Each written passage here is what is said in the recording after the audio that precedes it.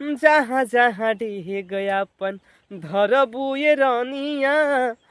है व्हाट्सअप, मैं हूं विकास और स्वागत है आपसे हमारे यूट्यूब चैनल पर। सो फ्रेंड्स, आज हम एक और भोजपुरी सॉन्ग आप लोगों को सुनाने वाले हैं।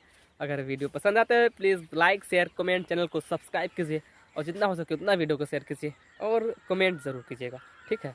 चलिए वीडियो स्टार्ट करते हैं। हो कौना देवता के गढ़ल सवारल हऊ, हमरे खातिर जमी पे उतारल हऊ। तुहर अखिया बा कइले दीवाना, ये जाना बाड़ू अनमोले, बाड़ू अनमोले ऐसन खजाना।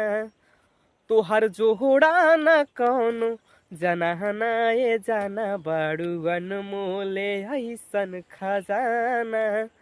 तुहर जोड़ा न कौनो जनाना, ये जाना। जहाँ जहाँ ढेह गयापन धरबू ये रानिया। भाग खुल जाई उ जमीन के, ओ करे तू बनबू कनिया ये रानिया। लाइल होई किस्मत जे छीन के, तोहरे नेहिया के देहिया बनासा चढ़ल। दिल के रफ्तार हद से भी आगे बढ़ल।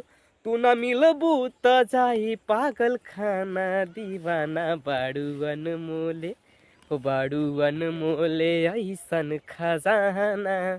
तुहर जोड़ा न कौनो जनाना, ये जाना। लाइक शेयर सब्सक्राइब।